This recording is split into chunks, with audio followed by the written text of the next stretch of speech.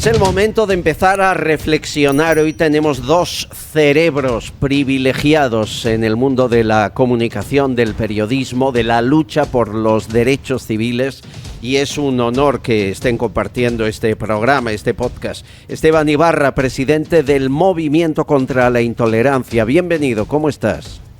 Pues un placer de estar con vosotros y de compartir este momento. Un gusto que pongamos las cosas en su sitio con alguien como Esteban. Y una maestra que me ha enseñado mucho en el mundo del periodismo y que referencia cuando tengo dudas sobre lo que hago. Pienso que haría Pilar Cernuda en mi lugar y hago lo que intento, llegar a la mitad de lo que ella conseguiría. Pilar, bienvenida, ¿cómo estás? Gracias. No, me pasa que todo lo que te pasa es que yo tengo muchos años ya de profesión, eso es lo que pasa, ¿eh? Bueno, pues benditos años, porque en esto del periodismo tú estarás sorprendida como yo que la evolución de la profesión no es para bien, ¿verdad?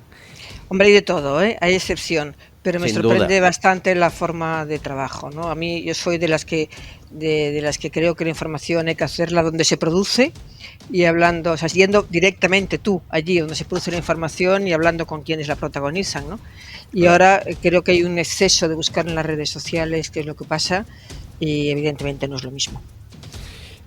Quiero preguntaros sobre una cuestión que explotó la pasada semana, como se esperaba que ocurriera. Mónica Oltra, señores, Mónica Oltra, ya hay imputación directa por parte de Fiscalía, que veremos si se traslada en investigación judicial, pero la Fiscalía del TSJ de Valencia dice textualmente: no existió en la sede de la Consejería ninguna voluntad real de esclarecer los hechos, el abuso del exmarido de Mónica Oltra, una menor, sino por el contrario de ocultarlos.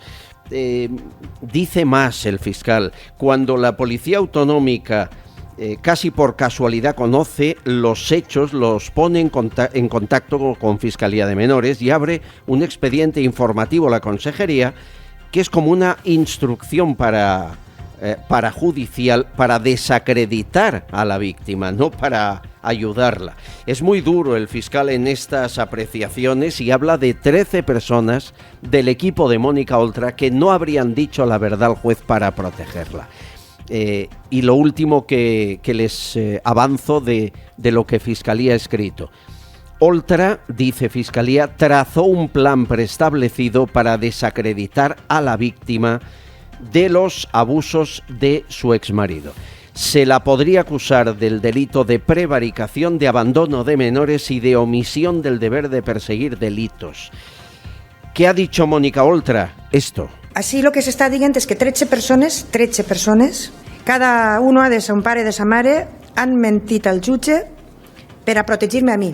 Que 13 personas han mentido al juez para protegerme. Quiero recordar que Mónica Oltra sí aparece en muchos medios de comunicación, pero a quien no llama a nadie, no lo entiendo, es a Teresa, la víctima, que ya es mayor de edad y que habla. Cuando la llaman, habla. Aquí lo hicimos. Yo en esos momentos yo me quedaba en shock, no sabía qué hacer, no sabía cómo reaccionar y sí, a lo mejor lo dices y suena raro por como yo he sido, yo también me extrañaba, tampoco sabía ni por qué no reaccionaba como yo había reaccionado con otras personas, ¿sabes? Por cualquier tontería, pero no sé, me quedaba en shock y no sabía ni qué hacer ni cómo decirlo, no, me quedaba paralizada. Pero ¿de qué crees que Mónica Oltra sí debería dar explicaciones? Del por qué escondió la denuncia esos meses. ¿Cuántos meses? Tengo yo escuchado 4. Es decir, durante 4 meses, siendo ella vicepresidenta del gobierno valenciano y responsable de los centros de tutela, ¿no se investigó nada? No. ¿Alguna vez has hablado con Mónica Oltra? ¿Has recibido un mensaje de su parte? Cuando se divorció de su marido, un disculpas, un perdona, algo? Nada. Nada. Pilar Cernuda, ¿a qué te huele todo esto? Pues huele mal, la verdad, huele mal. Huele a política, pero política de la mala. Y ¿sabes lo que pasa además? Que yo soy muy escéptica ya sobre este tipo de cosas. Primero, por la política. y segundo también por la politización de las instituciones judiciales y por la Fiscalía. Entonces yo no dudo en absoluto del testimonio de la víctima, porque es una víctima, pero está todo tan enredado. He escuchado a Mónica Oltra decir, yo me enteré 6 meses más tarde, no tuve ninguna noticia, luego insistiendo en que 13 personas supuestamente mintieron al juez. Es decir, intentan la confusión. Y todos sabemos que en la confusión y en las aguas revueltas es muy difícil encontrar algo sólido. Y yo tengo para mí, pero es una percepción, que Mónica Oltra miró para otro lado porque estaba su exmarido o su marido en aquel momento envuelto en un asunto verdaderamente muy turbio, muy, para mi entender, terrible, y que no sabe cómo salir de esto, y lo que hace es enredar muchísimo ella. También está Ximo Puig por el medio intentando que esto no vaya más porque es nada menos que su vicepresidenta. Entonces la única percepción es que está todo muy enredado por la política, y además por eso tan terrible que está ocurriendo en España en los últimos años, en estos 4 últimos años, que es cómo se está apoderando el gobierno de las instituciones, y cómo la Fiscalía ha perdido credibilidad. Algunos jueces han perdido credibilidad y alguna Fiscalía también, y entonces es muy difícil encontrar la claridad en todo este escenario. Esteban. Bueno, yo me voy a salir de la reflexión política, ¿no? Me voy a ir a una reflexión moral, ética, y lo primero que siempre uno tiene que tener en consideración es un doble enfoque en este tipo de casos, ¿no? Es el del derecho de la víctima, que es muy claro en cuanto a garantizar la atención inmediata ante una situación que pueda denunciar. Luego ya se puede descartar si es una presunción que no tiene veracidad, y bueno, pero quien lo tiene que descartar son las autoridades que tengan capacidad para descartarlo, ¿no? Por mucho menos he denunciado yo, ¿eh? Y luego el otro es el interés superior del menor. Es que estamos hablando de una persona que es menor y que necesita todavía, incluso la propia legislación del menor exige una actuación de mucha tutela, ¿no? No sé, yo creo que todo el mundo puede entender que, con independencia de las dimensiones políticas que tenga el tema, yo además consciente de que mi marido, mi ex, está siendo investigado y después condenado, pues hombre, me habría acercado a la víctima y habría hablado con ella, ¿no? Y hay algo más, y vamos a cambiar de tema enseguida, pero es que, fíjense, cuando ocurrieron los hechos, la menor lo fue a denunciar de rebote, porque al final lo soltó una amiga suya, un policía, ella no tenía valor, y fue a declarar con las esposas puestas, la víctima con esposas, porque la noche anterior había tenido una pelea en el centro de menores. Y la jueza dice, pero no es usted la víctima, por favor, quítenle inmediatamente las esposas. 2 detalles más. Él siguió trabajando en el mismo centro bajo tutela 2 años. Y Mónica Oltra siguió casada con él 2 años más después de los presuntos abusos. Ahora ya abusos, porque está sentenciado a 5 años de prisión. Cuando a él finalmente le echan, le pagan 28.000 euros de indemnización. A la niña solo la ha indemnizado con 6.000. Hay tantas irregularidades que tú, que eres presidente del Movimiento contra la Intolerancia, tienes aquí para escribir un libro. Es todo tan sucio, tan burdo, cuando hablamos de una menor. ¿Dónde está esa palabra de cariño de la ministra de Igualdad, ¿no? Un tuit. Y te pregunto, a ti, Pilar, ¿cómo puede tener Yolanda Díaz a Mónica Oltra y Ada Colau, la segunda imputada, la primera a punto de estarlo, a su lado en el proyecto político que presenta ahora en julio? Mira, aparte de todo lo que has dicho, Se habían dado más casos de abusos en ese centro y había habido más denuncias y, sin embargo, nadie tomó cartas en el asunto para investigar qué estaba ocurriendo. O sea, es decir, que es todo verdaderamente Sucio. bochornoso, sucio, intolerable, pero insisto, vamos a ver qué dicen los jueces. Lo que pasa es que en este momento la credibilidad de los jueces y los fiscales en España está en entredicho por razones que todos conocemos, ¿no? En cuanto a Yolanda Díaz, mi criterio respecto a Yolanda Díaz, como soy gallega, es paupérrimo desde hace mucho tiempo, ¿no? Su carrera política en Galicia ha estado basado en sucesivas traiciones a dirigentes políticos que son los que le han ayudado a llegar a donde llegó.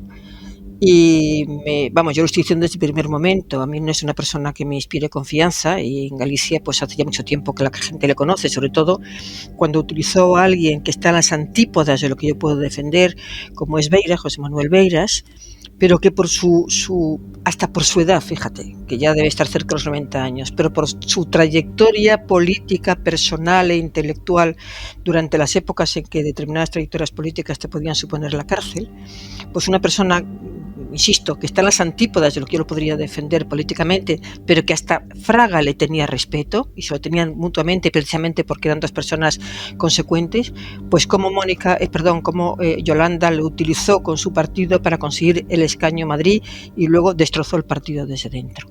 Bueno, yo el otro día cuando escuché a Pablo Iglesias decir que se sentía traicionado por Yolanda Díaz, pero claro, él es quien la ha convertido en vicepresidenta por su dedo, quien la designó candidata de Podemos a la presidencia del gobierno, y luego pues lo que ha hecho ella, ¿no? Que ha sido petardear Podemos. Ahora se quiere aliar con Errejón, que es el adversario que tiene Podemos. El otro día decía Pablo Iglesias que se sentía traicionado por Yolanda Díaz. Yo cuando lo escuché digo, hombre, alguien que se ha caído del guinto sin ser gallegos, ¿no? pero claro, y luego ya la famosa foto de Valencia con una dirigente social de Melilla o de Ceuta, una de las dos ciudades que tampoco tiene mucha proyección en la península, más Mónica Oltra, más Zoda Colau, las dos imputadas, y luego Mónica García por Madrid, que tampoco es como de Más Madrid, que tampoco es como para tirar cohetes. Pues si eso es todo lo que va a ofrecer, y ahora con quién salías, con Errejón, que Errejón, pues bueno, en este momento también está muy rebotado de muchas partes.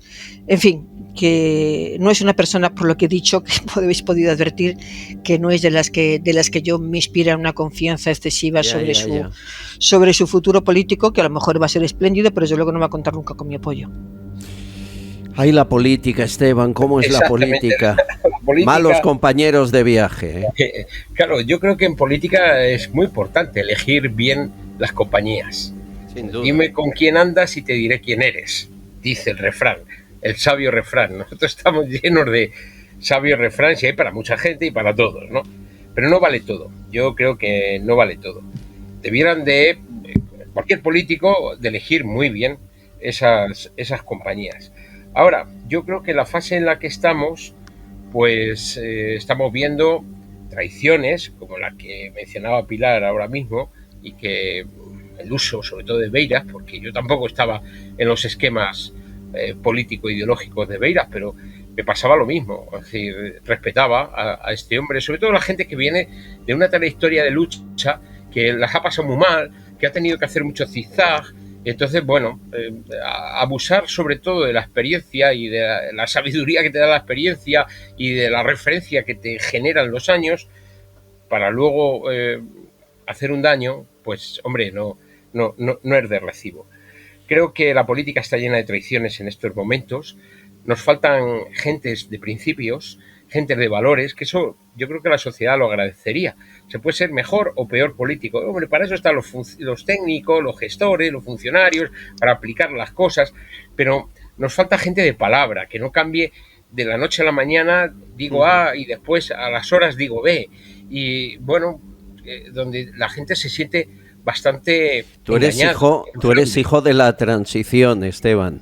Pues Esa sí. Transición que haciendo panfletos de izquierdas te llevó a la cárcel en aquellos años a Carabanchel. El político de entonces se jugaba mucho más que el político de ahora. y sin Es que no embargo tiene era nada más sincero. Es que no tiene nada que ver. Tú, para hacer, por ejemplo, una distribución de panfletos, sabéis que tres panfletos ya era una detención, ¿eh? Sí, Y sí. te podían acusar del delito de propaganda y meterte 3 años por ese delito, ¿eh? Ahora mismo, pues incluso se paga por hacer política. Bueno, en aquel momento lo que hacíamos era pagar con la libertad, es decir, nos quebraban la libertad. Bueno, así crecimos muchos. Yo reconozco que he tenido buenos maestros. Me fijaba mucho en Beira, me fijaba en Fraga, me fijaba en todos. Aprendimos de unos y de otros. Y dentro de las diferencias, yo veía que eran gente que eran fieles a sus principios. Aunque no los compartieras, pero tenían sus principios, que los entendías, entendías su mensaje. Ahora mismo es que no sabes por dónde te van a salir. Tan pronto te dicen una cosa como a las 24 horas ya han cambiado. Y claro, en ese sentido yo creo que hay bastante fraude al elector, porque te prometen una cosa, no hay un pacto, no hay ese contrato social que son las elecciones, pues bueno, también me pueden decir, oye, es que eres injusto porque no todos somos iguales y tal. Bueno, vale, habrá que analizarlo caso por caso, pero yo lo que estoy es constatando una decepción con la gente que está en la política precisamente por todo esto. ¿Esa decepción la tienes tú también o estamos generalizando, Pilar Cernuda? Hombre, estamos generalizando, pero las excepciones son muy pocas, ¿eh? Me pasa lo que a Esteban, que soy también de periodista de la época de transición, que vi los últimos colegiados del franquismo y luego ya la transición, y en aquella época había algo que no existe ahora mismo, que es poner España como prioridad, poner tu país como prioridad. Y allí, bueno, pues Fraga, siendo el padrino, con comillas, de Santiago Carrillo en un club social que en aquel momento y político tan importante como el Club Siglo XXI, que era lo único que había en aquel momento en España de relevancia, o hemos visto renunciando a siglas y a símbolos que por defenderlos mucha gente había perdido la vida, como ocurrió con los comunistas que se aliaron con los democristianos y con los nacionalistas y con Alianza Popular y con todo. Es decir, había patriotas de verdad, no patrioterismo, que se da mucho ahora también el patrioterismo y que a mí me pone de los nervios, ¿no? Patriotas de verdad, de los que piensan en España y piensan en los españoles y que bueno, y ahora sin embargo hay un interés. Mira, el otro día había un reportaje en un periódico hablando de la crisis de Podemos, que os lo recomiendo, en The Objective, un periódico digital. Sí. Os lo recomiendo, porque aparte que es de Luca Constantini, que es un hombre que conoce muy muy bien Podemos, y te das cuenta de todas las alianzas familiares que hay en Podemos. Es que todo el mundo ha colocado a su pareja, a su primo, a su cuñado. Es una cosa verdaderamente asombrosa y para mi gusto intolerable.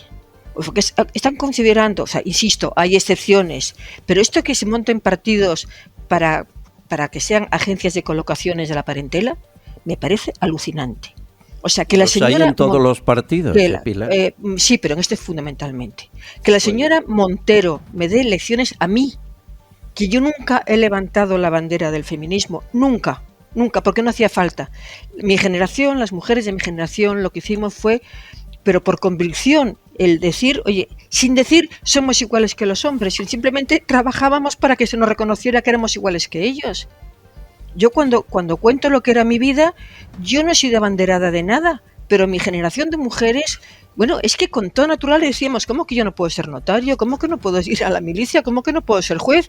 Y entonces nos presentamos a la oposición, hacíamos que cambiara la ley y nos presentamos a las oposiciones. Íbamos a la universidad y éramos las que mejor estudiábamos para tener las calificaciones tan buenas o mejores que los hombres. Así es como se hace igualdad en la mujer. Claro, que me dé lecciones Montero, que está ahí porque la designó su marido, no tenía trayectoria política de ningún tipo y está en el gobierno, hombre, clama al cielo. Y yo estoy de acuerdo con Pilar, es más... sí se reivindicaba desde la izquierda, yo vengo de esa tradición, una izquierda patriótica, o sea, defendíamos España, queríamos una España democrática, plural, tolerante, en fin, una España constitucional que avanzara para adelante, pero sabías que tenías que hacerlo con gente que no compartía sus mismas ideas, pero en esencia sí estabas compartiendo ese deseo, ese objetivo final, ¿no? Ahora hay nepotismo, mucho nepotismo, es por todas las partes. Entonces dices, no.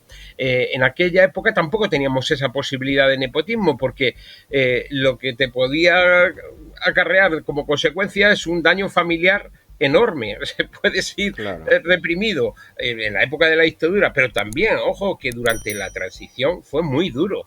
Esto no llegó a concretarse hasta después del tejerazo y ya en la década de los 80 cuando dijimos, bueno, esto ya está consolidado. Pero en esos momentos a practicar el nepotismo era como inviable. Ahora no, ahora todos son prebendas.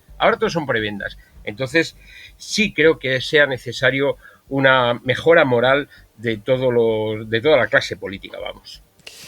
Señores, estamos con Pilar Cernuda, con Esteban Ibarra y un traguito de vichy catalán que nos ayude a pasar estas altas temperaturas. Es agua transparente, buena, con las burbujas que nacen en su lugar de origen, con 0% calorías, con sabores para que este verano le acompañe, de extractos de fruta natural.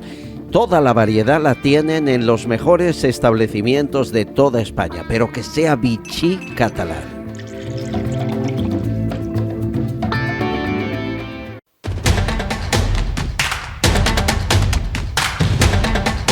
¿Volveré a buscarte? ¿Es tu último libro, Pilar? No, es el penúltimo. Es mi primera novela, que la publiqué hace 3 años, y ahora hay una segunda novela en la que recupero, que no es una saga, que es completamente distinta, y que cuento un poco lo que decía antes, el cambio de la mujer que estuvimos en la universidad durante la muerte de Franco, la agonía de Franco, y que nos tocó vivirlo todo desde la universidad y hacer todos esos cambios, ¿no? Se llama Amigas, es mi segunda novela, que se publicó hace unas semanas. Moncloa Confidencial, El síndrome de la Moncloa. Me encantó No sabes nada de mí. La primera vez que se escribe de las espías españolas. Bueno. ¿Cuántos libros ya publicados? Pues 20 y tantos. De actualidad, casi todos. Y novelas estas dos. Lo que pasa que lo que tú dices, lo de No sabes nada de mí, que es la primera vez que se entrevistan a mujeres en activo en el CNI, que me costó 1 año conseguirlo, porque sin autorización no hablan. Yo siempre digo que cuando tienes gente que te cuenta operaciones del CNI diciendo que estaban ahí, normalmente no estaban. Puede haber colaborado en algo muy puntual o así. No, porque el secreto, por eso la novela se llama No sabes nada de mí. Es que ni los padres, ni los hijos, ni los hermanos saben que trabajan ahí, ni los maridos, ni las mujeres, ¿no? Claro. Y es como una novela, porque te cuentan pues cómo se trabaja desde dentro, lo que hay que hacer para entrar, y operaciones importantísimas que han salvado a este país de situaciones muy, muy graves. Qué pena, ¿verdad?, que se le maltrate en ocasiones o tengamos esa sensación por puro interés político. Bueno, y por poca información también, ¿eh? Aquí creemos que la gente del CNI trabaja fuera de la legalidad, cuando hay adscrito un juez del Supremo ahí trabajando permanentemente desde la época de Descallar, para dar visto bueno a todo, y un suplente para el día que él no esté, para el momento que él no esté. Es decir, se trabaja dentro de la legalidad.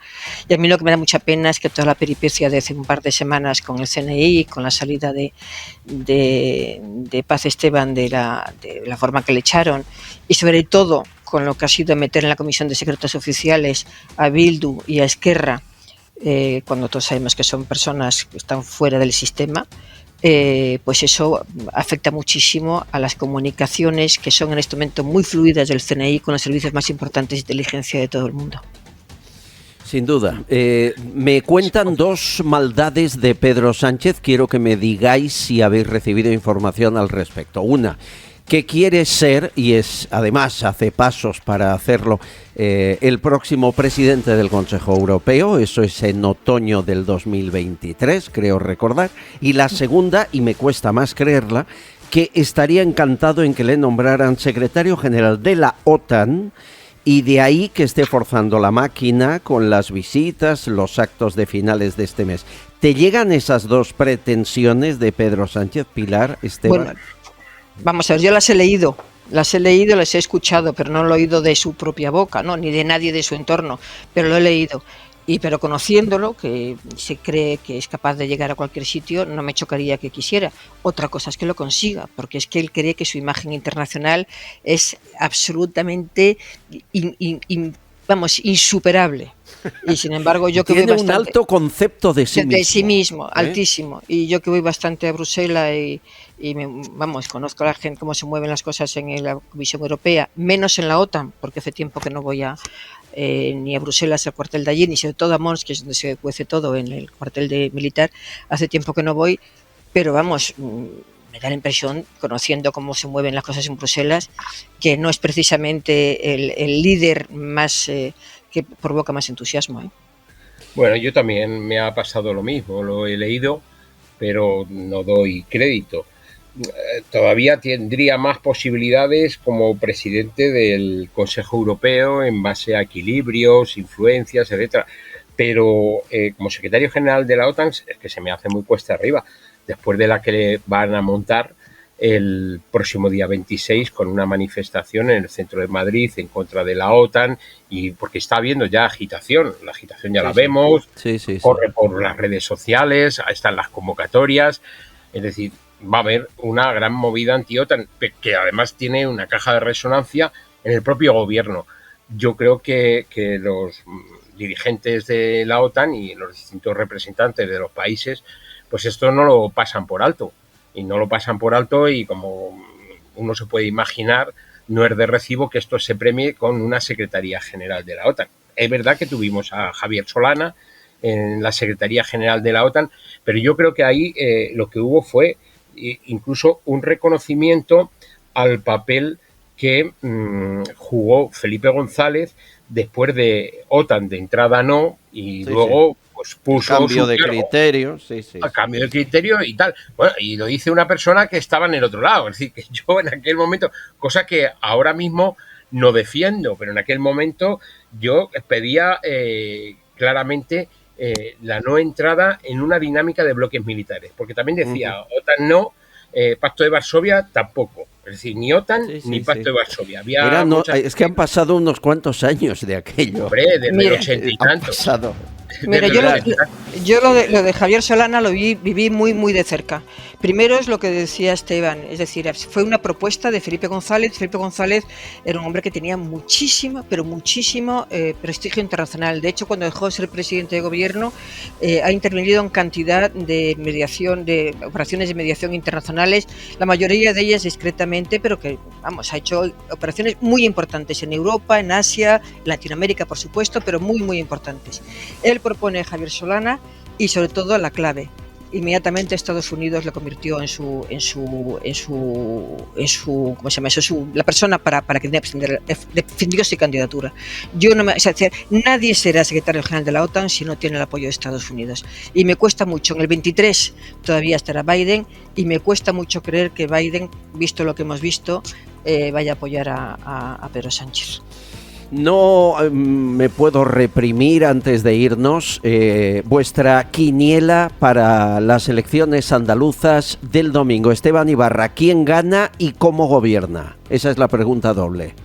Bueno, yo quiero creer las palabras de Juanma Moreno. Es una persona que le tengo en alta consideración. Además ha defendido mucho los derechos de las víctimas, ¿eh? Ojo, lo digo claramente. No estoy alineado políticamente, pero cuando una persona hace una cosa éticamente bien, pues estoy obligado a decirlo. Entonces creo que va a ganar. La quiniela pues es difícil, pero me gustaría que su deseo hecho público pues se pudiera concretar, es decir, que no necesite a nadie para gobernar. Sería una situación de mayor libertad. Pero no hablo de qué te gustaría, digo que va a ocurrir. Yo creo que hay mucha gente muy sensata que puede... ¿Tú crees que Juanma Moreno tendrá tantos votos que no necesitará Vox? O puede ser que tenga suficientes como para superar el número de votos de diputados de la izquierda, y entonces pues no necesita Vox. Entiendo. En tu caso, Pilar... Bueno, coincido con lo que dice Esteban. La gente no sabe el papel tan importante que jugó Juanma Moreno cuando era secretario general de Servicios Sociales en el gobierno de Aznar, antes de ser candidato, de Rajoy, antes de ser candidato a la Junta de Andalucía. Hizo un trabajo muy bueno de tipo social, sobre todo lo que tú dices, Esteban, como con las víctimas y con la gente más desprotegida. Por eso Rajoy le hizo candidato. Lo que me gustaría es que gobernara Juanma Moreno.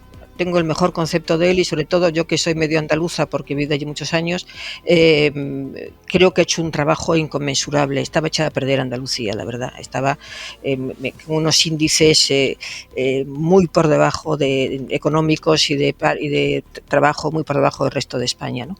Y ha hecho un trabajo muy bueno. Y me gustaría también, y creo que va a ser así, que no va a necesitar a Vox. Señores, el tiempo lo dirá de aquí a unos días, que la suerte está casi echada. Ha sido un gusto tener vuestras reflexiones, hemos aprendido mucho. Esteban Ibarra, Pilar Cernuda, un beso inmenso, gracias. Un beso a todos. Gracias, todos, amigos. Igualmente. Mañana más. Castellón Confidencial.